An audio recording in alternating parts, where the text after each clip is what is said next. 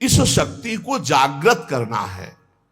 इसीलिए कह रहे हैं तुम्हें शास्त्र 100 बार समझा रहे, गुरु हजार बार समझा रहे, तुम्हारी समझ में नहीं आ रहा, क्योंकि तुमने अपनी शक्ति का नाश कर दिया है। इसी मंत्र से शक्ति जागृत होती है, नाम जप से शक्ति जागृत होती है। ये महाशक्ति जब जागृत होती है तो पूर्ण ज्ञान उसके अंदर जागृत हो जाता। ज्ञान शक्ति जब आराधना की जाती है तो ज्ञान शक्ति, वैराग्य शक्ति, भक्ति रूपी शक्ति, प्रेम शक्ति, ये शक्ति ही है, सब रूपों में जागृत होती है। आज तक बिना इस शक्ति को जागृत किए कोई कहीं भी सफल नहीं हुआ। बड़े बड़े शक्तिवान महात्मा हैं जो शिव, गणेश, राम या हरि इनकी आराधना करते हैं तो सारा कार्य तो शक्ति से ही होता है। हरि अपनी शक्ति से जीव का कल्याण करते हैं, हरि अपनी शक्ति से सहयोग करते हैं, सारा कार्य शक्ति से होता है। वही शक्ति जब रूप धारण करती तो अभी आपको नाम सुनाए, वही विद्या, वही कला, वही लक्ष्मी, वही काली, वही तारा, वही षोडशी, वही अंबा, वही जगदम्बा, वही शक्ति है, वही तुम में विराजमान है। जो उपासक इस शक्ति का गलत भाव से दर्शन करता है वही प्रगट स्त्रियों के रूप में विराजमान है, वही हमारे अंदर हर शक्ति के रूप में विराज। सब शक्ति छीन हो जाती है, व्यभिचारी पुरुष किसी भी शक्ति को धारण नहीं कर सकता। इसलिए शास्त्र आदेश करता है एक क्षण भी कभी दूषित भाव किसी माता बहन के प्रति मत करो। गृहस्थी में हो तो तुम्हारा जो पाणिक ग्रहण संस्कार हुआ है बस उतने में केवल सीमित रहो, धर्म की ये रेखा है उसको पार मत करना। जब बुद्धि भ्रष्ट हो जाती है तो वो तामसिक पूजा प्रारंभ करता है, तामसिक आचार करता है जो सीधे नरक ले जाने वाला है। ये तामसिक आराधना करने वाला तामसिक वस्तुओं के द्वारा जब सेवा करता सोचता है कि मैं बहुत बड़ी उपासना कर रहा हूं, मांस अर्पित करना, मदिरा अर्पित करना, इन गंदी वस्तुओं का, तामसिक वस्तुओं का जगत जननी से, शक्ति से कोई संबंध नहीं है। जहां यह बात आती है शक्ति जागृत सबको करना पड़ता है, मंत्र में शक्ति ही विराजमान है। तो शास्त्रों का रहस्य है, शास्त्र आदेश करते हैं कि पशु बलि देनी चाहिए, पशु बलि। तो यहां पशु कौन है?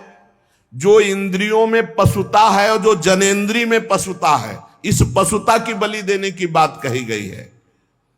जिह्वा का मुख्य कार्य है पवित्र भोजन करना, पर जो अपनी शक्ति को खोकर मनमानी भोजन करते हैं, जनेंद्री का कार्य है मैथुन करना। जो एक सीमा में न रहकर मनमानी व्यभिचार करते हैं, तंत्र शास्त्र कहता है इसकी बलि, ये पशुता है, इस पशुता की बलि दो कि आज से मैं नियम लेता हूं हे जगदम्बा आपके सामने सात्विक आहार करूंगा, कभी असत आहार नहीं करूंगा। आज से मैं गृहस्थ हूं तो अपनी पत्नी से केवल धर्मानुसार संतान उत्पन्न करने के लिए, अन्यथा मैं आजीवन संयम से रहूंगा। ये बलि देने की बात कही गई है।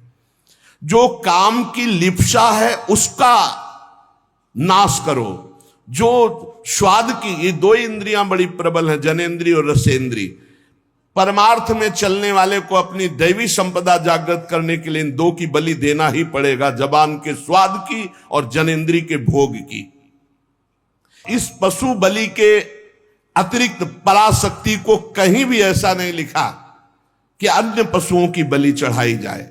जिह्वा पशु की बलि चढ़ाओ, मतलब जिह्वा काटना नहीं है, जिह्वा की रसेंद्री में सात्विक भोग केवल ले जाना है, रजोगुणी तमोगुणी भोजन नहीं पाना है। और ये जो अज्ञानी जन नहीं जानते हैं, ये भोले भाले पशुओं की बलि करते हैं और सोचते हैं कि मां प्रसन्न हो जाएगी, शक्ति जागृत हो जाएगी। और जो जनेंद्री को संयम में रखता है, समस्त चराचर जगत की जितनी भी स्त्रियां हैं सबको जगदम्बा का स्वरूप मानता है, भगवती की शक्ति उसके अंदर जागृत हो जाती है। विद्या तव देवी भेदा स्त्रिया समस्ता सकला जगत्सु। जितनी विद्याएं भेद से सब हे जगदम्बा आप ही हैं, और जितनी माताएं हैं वो सब छोटी बड़ी सब हे जगदम्बा आप ही हैं। जो गृहस्थाश्रम का व्रत धारण किए एवं पितृ ऋण से मुक्त होने के लिए केवल संतान उत्पत्ति के लिए अपनी पत्नी से सहवास करते हैं और निरंतर भगवत भजन करते हुए संयम से चलते हैं, उनको भी ब्रह्मचारी ही कहते हैं, उपासक ही कहते हैं। अन्यथा जगन माता की तरफ यदि काम दृष्टि से देखा तो वो संहार शक्ति भी है, तुम्हारे अंदर की साधना दैवी संपदा सबका नाश हो जाएगा। किसी भी माता बहन की तरफ काम दे, वो तुम्हारी भोग्य वस्तु नहीं है। अगर असावधानी की तो आपकी आंतरिक शक्तियां आपको छोड़ देंगी, फिर आप पतित हो जाएंगे। ये मोक्षदायिनी शक्ति है यदि सही भाव से चला जाए। उपासक इस मार्ग में, भगवत मार्ग में बलिदान जरूर देना होता है, बलि देनी ही होती है। बहुत सावधानी से सुनना, यहां अपने भोग वासना की बलि देनी होती है। जो भोगों में फंसा हुआ है उस वृत्ति की बलि देनी होती है। ये मां के नाम पर मां की ही संतान और उसका गला काट करके, ऐसी बलिदान की कहीं शास्त्रों में आज्ञा नहीं की गई। मां को हर संतान अपनी उतनी ही प्यारी होती, चाहे वो मूर्ख क्यों ना हो। तो जगन माता जगदम्बा दिव्य शक्ति, इनके बिना तो कुछ है ही नहीं। त्याग शक्ति, वैराग्य शक्ति, ज्ञान शक्ति, भक्ति शक्ति, प्रेम शक्ति, यही सब स्वरूपों में प्रकाशित है। जो मूर्ख मां के प्यारे बच्चे की मां के सामने बलि चढ़ाता है, मां उसके धन जन बुद्धि बल ऐश्वर्य सत्ता इस सब का नाश कर देती है। ध्यान देना, ये जो मुर्गा मुर्गी बकरा बकरी माता के सामने चढ़ाते हैं कि हाँ मां प्रसन्न हो जाएगी, दीनहीन दुखी उस पशु को जो कुछ नहीं कर सकता है, तुम मां की कृपा प्राप्त करने के लिए मां के सामने मां के बच्चे को मारकर, मां को वो खून चढ़ाकर तुम जानते हो मां प्रसन्न हो जाएगी। तो स्पष्ट लिखा है तुम्हारा सारा धन जन बुद्धि बल ऐश्वर्य सत्ता सबका नाश कर देगी वो मां, क्योंकि तुम उसके खिलाफ कार्य कर रहे हो। मां कब प्रसन्न होगी?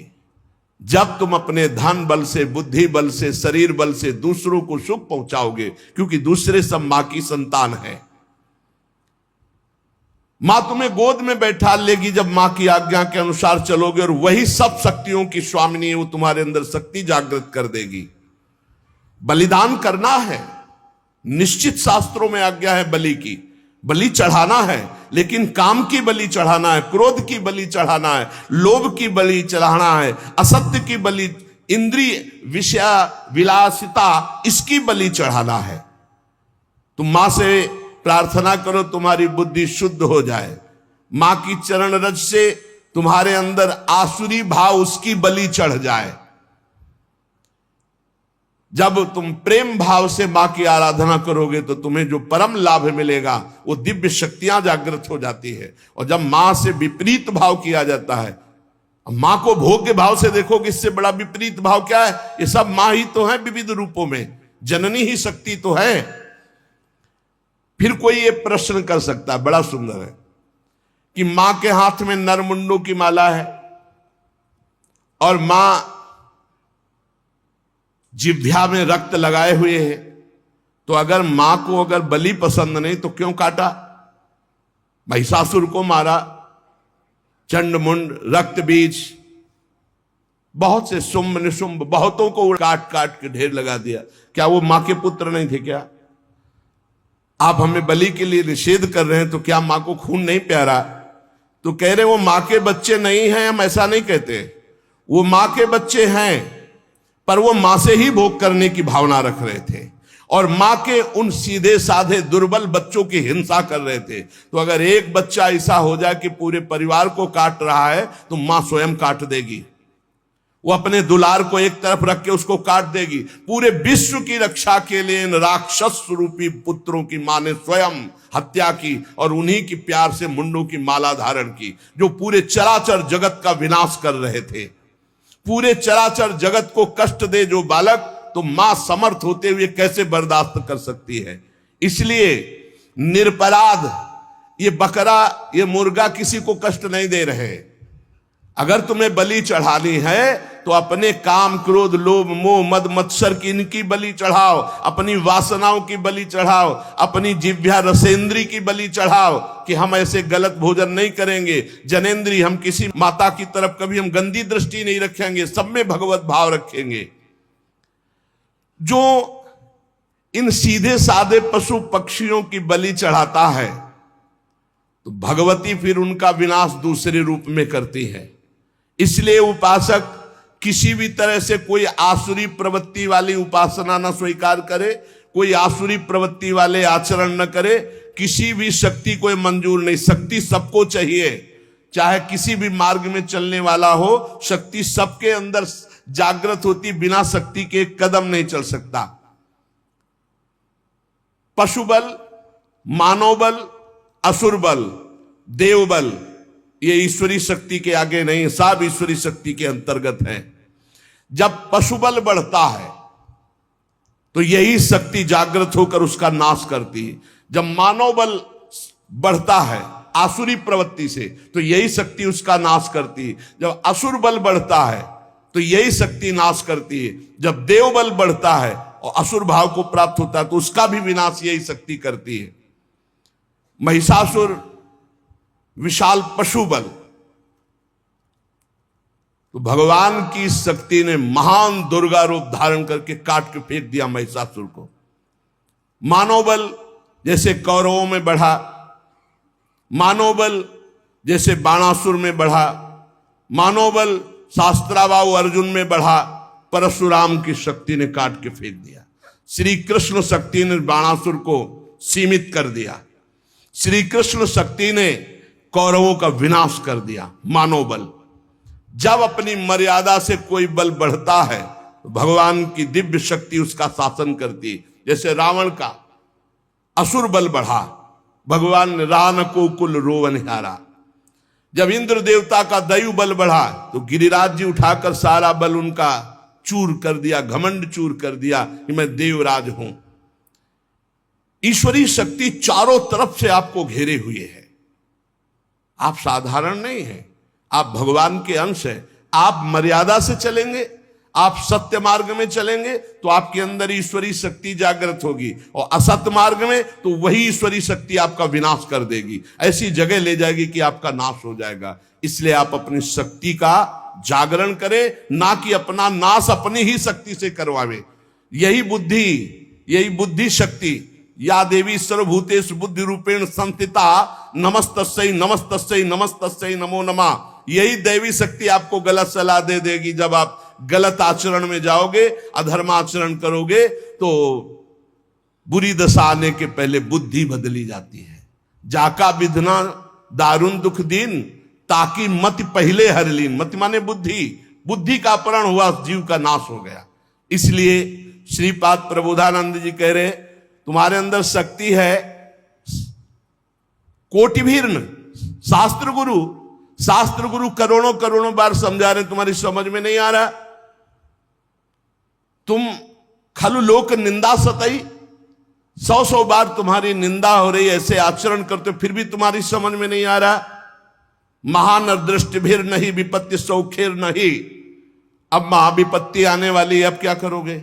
क्योंकि जो तुमने कर्म किया वो तुम्हें भोगने पड़ेंगे।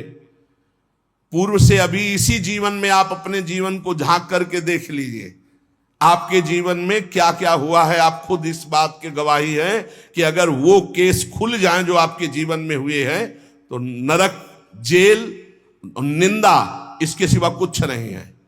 आज भगवान की कृपा हुई कि सबको ढक करके तुम्हें उत्तम मार्ग में चलाने के लिए भगवान अवसर मिल गया है। अब तो होश में हो जाओ। श्रीपाद कह रहे हैं, लेस मात्र कहीं भी सुख नहीं है, या धर्माचरण तुम्हें महान दुख प्रदान करेंगे।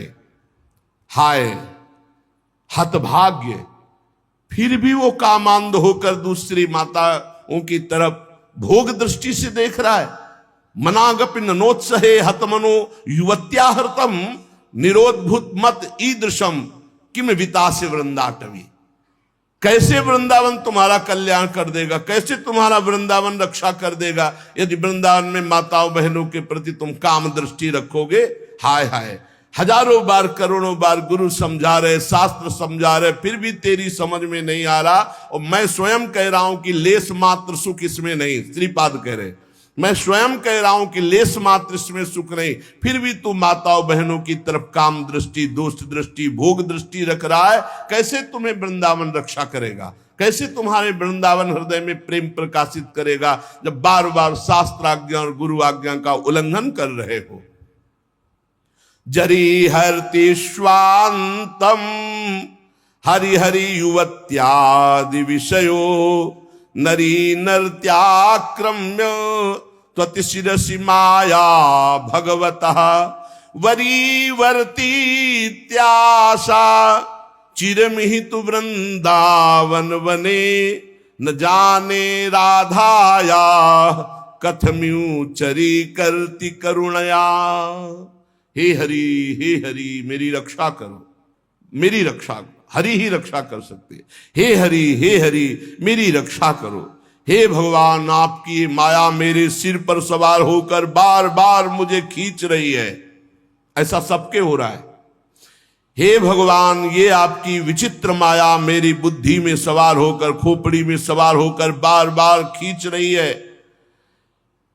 मैं श्री वृंदावन धाम वास करता हूं, आशा रखता हूं इसी जन्म में भगवत प्राप्ति हो, पर क्या श्री जी की करुणा अब हमारे ऊपर नहीं हो रही जो हमारी बुद्धि माया खींच रही है।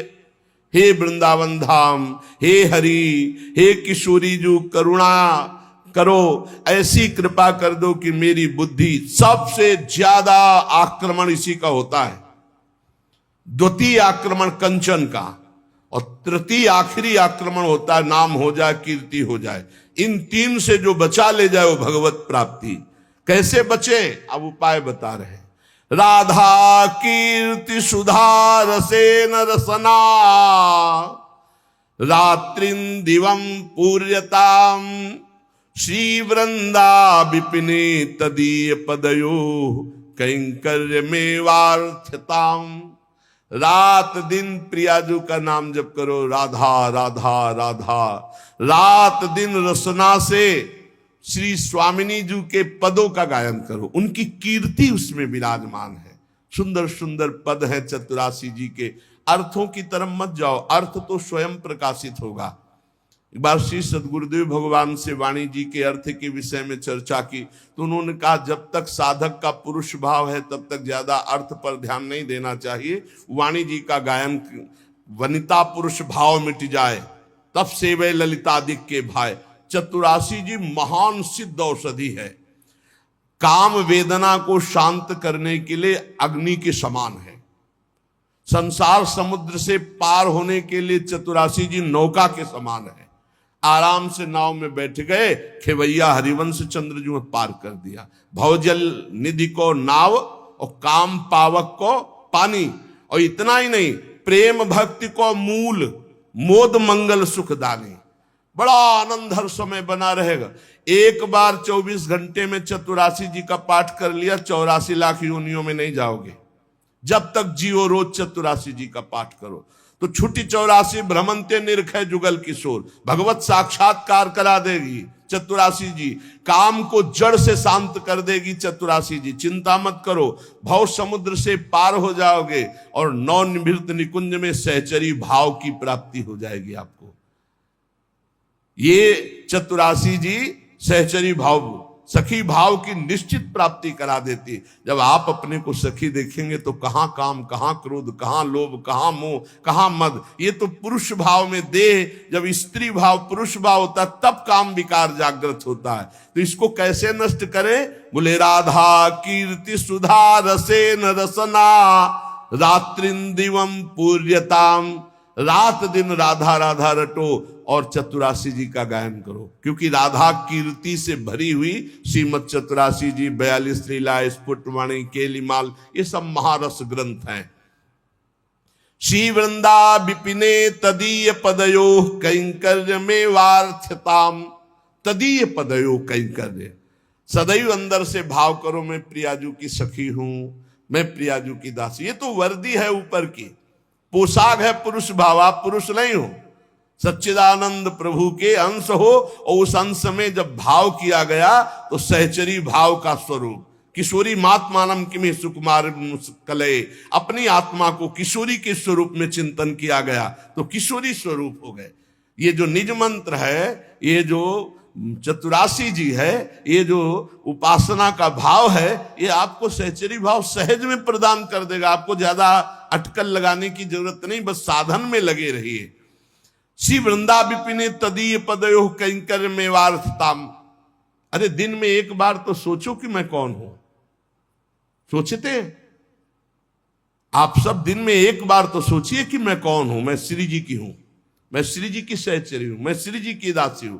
धैर्यम स्वर्णमयी सितुर्नव वयो रूपा श्रिया हार्यताम। स्वर्णमयी जिनकी अंग कांति है वो मेरी प्राणेश्वरी श्री किशोरी जू। 9 वयस अवस्था है, मुकुलित वय 9 किशोर, और हम उन्हीं के समीप सेवा सौंध लिए हुए वैसे ही रूप है। प्रियाजू का प्रतिबिंब स्वरूप सहचरिया है। एक सहचरी का सौंदर्य ऐसा है कि करोड़ लक्ष्मियों को आश्चर्यचकित कर दे। लक्ष्मी कोटि विलक्षण लक्षण लसल लीला किशोरी सतई राराध्यम ब्रजमंडलेति मधुरम राधाभिदानम। ऐसा सौंदर्य श्री स्वामिनी जी की सखियों का, तो वो हमारा स्वरूप है, वही हमारी आत्मा है। जहां वो सहचरी वपु से अपनी स्वामिनी जी को नजदीक देखता है तो बोले प्रेमाश्रुत पुलकादि भाव विभव व्यक्त्या जगत तार्यताम। बाहर से पुरुष या स्त्री शरीर है, अंदर से अपने को अपनी स्वामिनी जी के समीप भाव दे से जहां देखा तो प्रेमाश्रुत पुलकादि भाव विभवैर, दिव्य भाव अशुभ प्रवाह चल रहा है।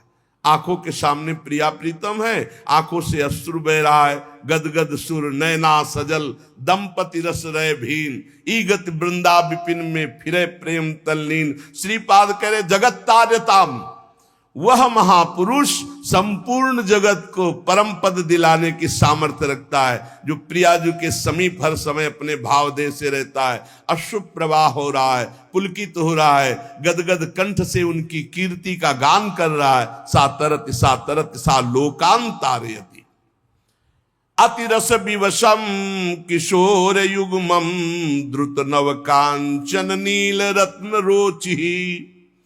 सुई मलवर भाव मूर्ति वृंदा विपिन निकुंज गृहोदरे चकास्ति। पर यह भाव अनन्यता से आता है, अपने इष्ट के अनन्य हो जाना, सर्वत्र अपने इष्ट को देखना और अपने इष्ट में अनन्य भाव आ जाना।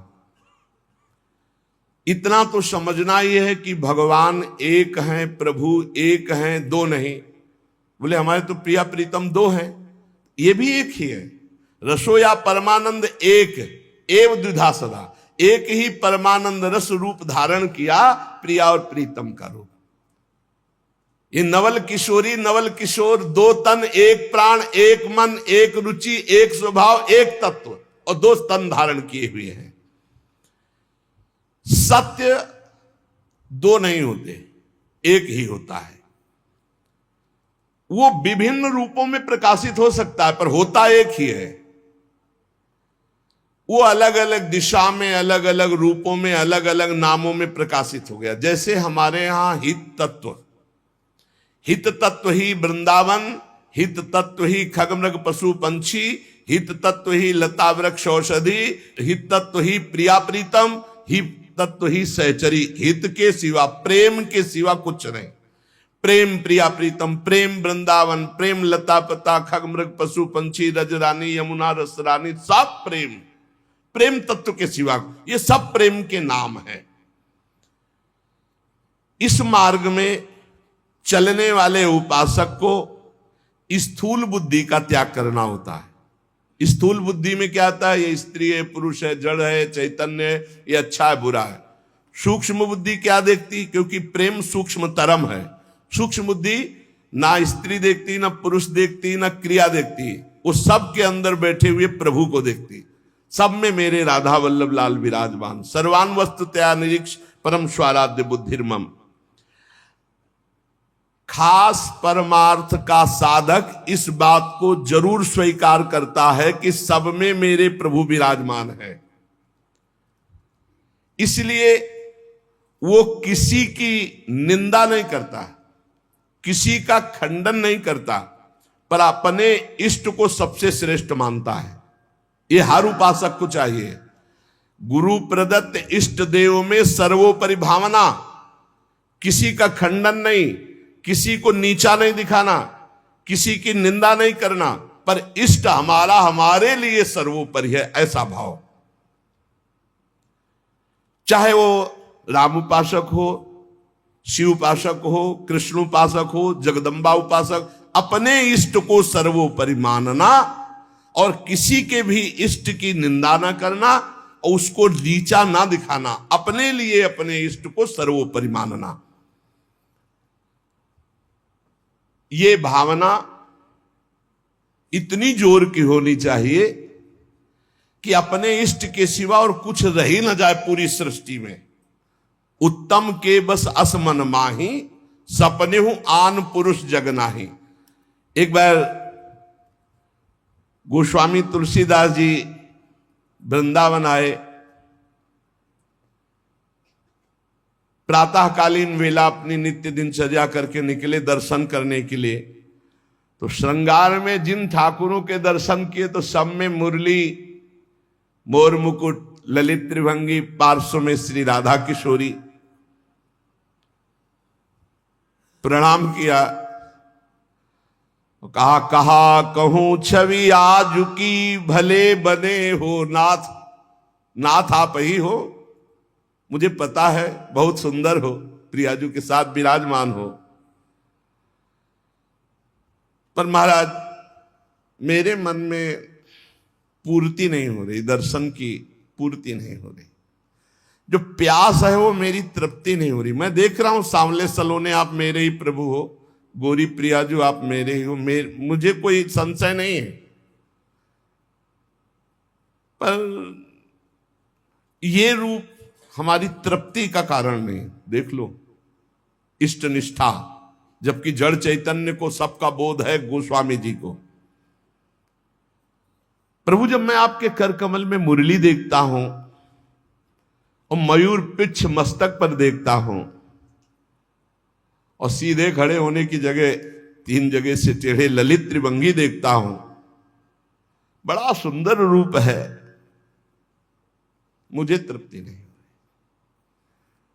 तुलसी मस्तक तब नवे जब धनुष बाण हो हाथ, साष्टांग दंडवत तो तब करूंगा जब ये मुरली की जगह सारंग धनुष हो और टेढ़े की जगह सीधे हो जाओ और राज मुकुट चक्रवर्ती सम्राट का धारण किए हुए।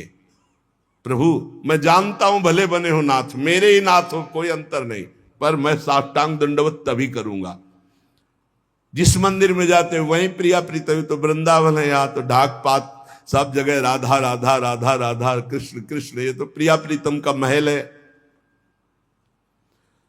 तुलसीदास जी महाराज बड़ी एकाग्रता से विनय अंदर से किए। फिर जब देखा एक क्षण में वही भगवान, मुरली अंतर ध्यान हो गई, हाथ सीधे हो गए उसी छवि में, और सारंग धनुष, राज मुकुट और प्रियाजू सियाजू। मुरली मुकुट दुराय के नाथ भय रघुनाथ, तत्काल सियाराम को जय साष्टांग दंडवत की जय जय प्रभु जय। इतने बड़े महापुरुष ने यह सिद्धांत स्थापित किया, यद्यपि प्रभु आप ही हो, कहा कहूं छवि आज की, भले बने हो नाथ, पर तुलसी मस्तक तब नवे जब धनुष बाण हो हाथ। ऐसे अपने इष्ट देव की निष्ठा होनी चाहिए। आप ही हो प्रभु, लेकिन नाथ हमारे हृदय को तृप्ति जब होगी जब हमारे रघुनाथ जी के रूप में आप दर्शन दो। ऐसे ही अपने एक प्रसंग आता है रसिक अनन्यमाल में, हरिदास जी उनका नाम, शायद हरिदास तुलाधार नाम था, जो जगन्नाथ जी के संतों के दर्शन के लिए यात्रा कर रहे थे तो रास्ते में देखा एक गाय पर आक्रमण किया सिंह ने। रसिकानंद में चरित्र है। उन्होंने तत्काल संकल्प किया, मन वचन कर्म से यदि मैं भगवान का भक्त हूं तो मैं अपने सामने एक गौ हिंसा नहीं देख सकता। तो उन्होंने सिंह को कहा कि प्रार्थना है, रुक जाइए आप। भजन के प्रताप से सिंह रुक गया। भजन का बहुत बड़ा बल होता है। और कहा मुझे खा लीजिए, लेकिन गाय को नहीं खाने देंगे हम, आप कृपा करो। मैं ये नहीं कहता कि आप अपना पेट ना भरो, मांसाई से पेट भरो, लेकिन मुझे खा लो।